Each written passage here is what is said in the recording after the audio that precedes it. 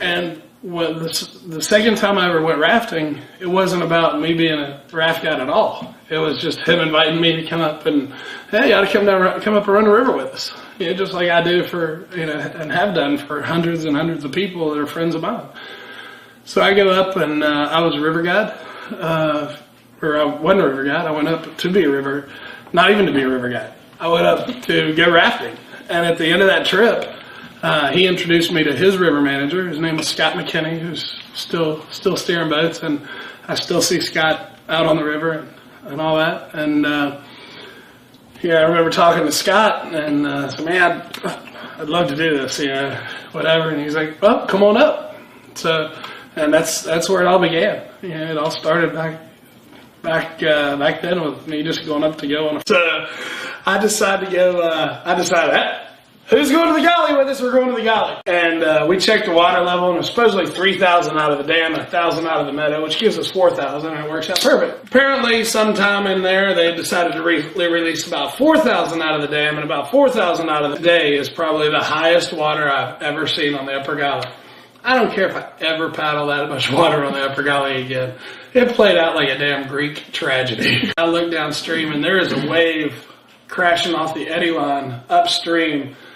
And when I saw it, I knew it was about to be on. And in Class 5, Lost Paddle is right below that. And at this water level, it's absolutely Class 6. No doubt in my mind. In the fourth drop, which is called Tumble Home, we ease around the rock, and the current's just really kicking, and the current pushes me quick left. And the boat slides over here, and I know that I'm too far left, and I know there's a big raft flipping pour over right down below me. And I'm struggling to get right. And there's Stuart on the exact same line that I was on.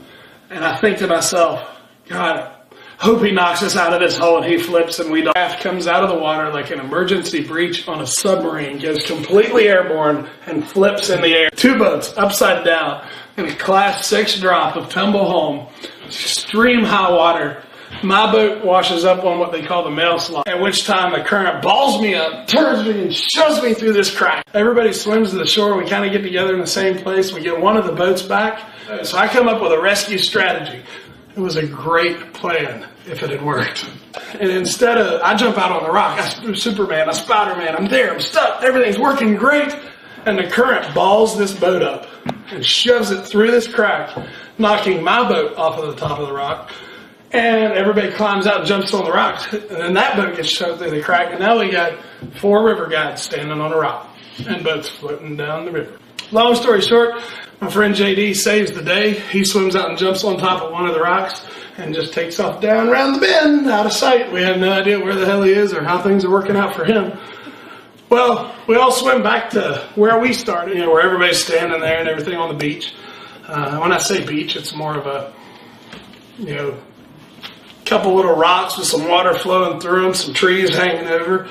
And I come up to Bert, and he's on this jungle safari, and he's holding 2 copperheads. I want me to take everything out of my dry bag so that he can put these 2 snakes in it and take it home. Aren't we tempting fate just a little bit?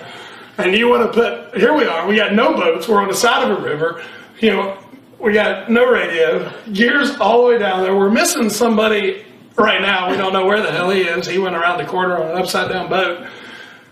And we're miles from anywhere, there's no easy way out of where we're at. And now we still got to get 2 boats and hike our ass down this river until we find a boat or somebody that has a boat. What we didn't know was happening kind of at the same time is our shuttle driver, Dave.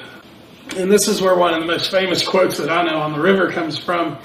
Dave got a little concerned, and he drives up out of the gorge and finds a phone that he can borrow and calls Dale Smith, who's about a 30-year guide. Respect the hell out of him. And he says, Dale, they're 3 hours late for shuttle. I have no idea where they are. I haven't seen anything. What do I do? And Dale gets on the other end of the phone and says, Dave, there are 7 river guides on that trip. Go back down and wait until you see somebody. They can't all be dead. One of them eventually is going to walk down the railroad tracks or show up in a boat and tell you exactly what happened.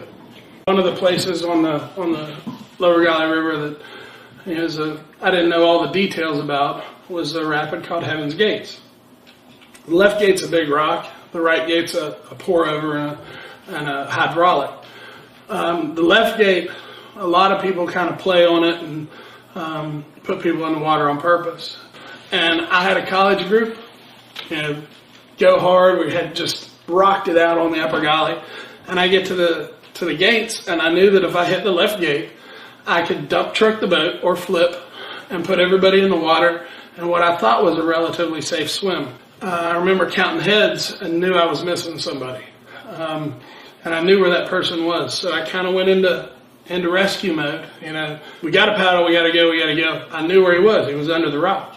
And he was there probably about 2 minutes underwater. And I tell you, the emotion that you go through when you're missing somebody like that, it's one of those things that just, you go through every emotion that you could possibly have when this occurs. Everything just plays through your mind, every possibility. Just as we got to the rock, he washes out.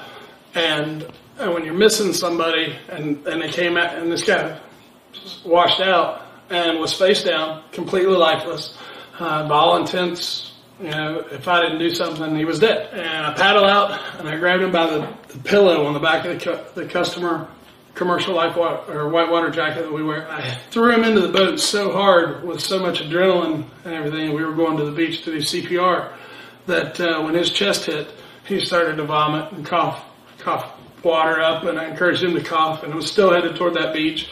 And we made it over there. To this day, it's one of those things that's really impacted my river guiding because I put that guy in the water on purpose. I knew when I hit the rock that I was trying to knock people out of the boat, and I didn't at that point understand all of the complications or all of the repercussions that could occur from doing that, and especially in a place that I wasn't 100% familiar with. And it's really impacted how I run a river trip and the power that I have in my hands over somebody else's life. If you've paddled with me, I guarantee you've heard it, especially since then, that I will never intentionally put you in the water somewhere dangerous. Doesn't mean that I won't intentionally put you in the water. It doesn't mean that I won't put you in the water somewhere dangerous. But somewhere that I know to be dangerous or life-threatening, I will not intentionally put you in the water. That my training and everything I've gone through, whether it be landing a helicopter or whether it be doing an evac or whether it's calling National Park Service to do a body recovery, it's something you learn with experience. It's something you learn from other guides that have been in a situation like that. And it's not something that I wish ever to come on somebody that's not ready for it. And there's a lot of situations like that that keep people from ever paddling whitewater again. Good quality guides that will never paddle whitewater again because they had a close call, or when they realized the power they had in their hands, they just weren't ready for it. He's a rich, young, dumb nymphomaniac. I want a rich, young, dumb nymphomaniac to drive me around in her Cadillac. She's not down on her knees, we'll have her flat on her back. I want a rich, young, dumb nymphomaniac. We'll give her great big tits and a little bitty ass. A fucking machine that never runs out of gas. Bring home another woman and she gives me a smile. We take off our clothes and then we fuck in a pile. I want a rich, young, dumb nymphomaniac to drive me around in her Cadillac. She's not down on her knees, she will be flat on her back. I want a rich, young, dumb nymphomaniac. We'll call her Magic Fingers Molly that can roll up the tube. The best in the West at cooking Chinese food. A body like nobody's ever seen before, 'cause she recently inherited a liquor store. I want a rich, young, dumb nymphomaniac to drive me around in her Cadillac. She's not down on her knees, she will be flat on her back. I want a rich, young, dumb nymphomaniac. I'll take her back to the camp at RWV. I'm gonna run a train that starts with me. I want a rich, young, dumb nymphomaniac to drive me around in her Cadillac. She's not down on her knees, she will be flat on her back. Everybody wants their own rich, young, dumb nymphomaniac.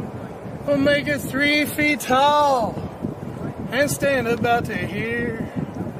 Put a flat spot on her head so I can rest my beer. I want a rich, young,